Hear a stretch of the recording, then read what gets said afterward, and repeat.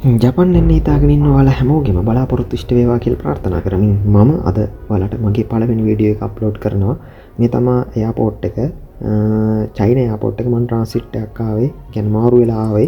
එතකොට ඔයාලට ගේන්න පුළුවන් බෑග් කිහිපයක් තියෙනවා. ඒ බර බෑග් වලට අමතරව ඔයාලට ගේන්න පුළුවන් හෑන්ඩ් ලගේජ් එකක්, ඒ වගේම බෑක්පැක් එකක්. බෑක්පැක් එකක් කියලා කියන්නේ කරේ එල්ලගෙන යන අපි බෑග් එකක්.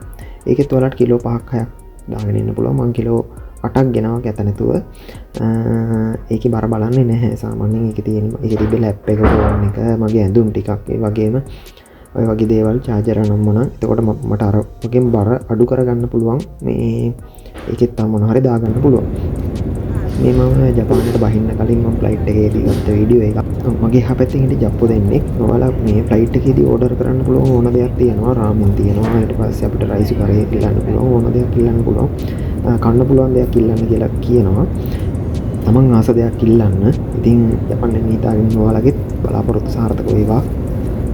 හැමෝටම සයොනරා බයි සර්ණයි ජයෙන් ජයෙන් වේවා.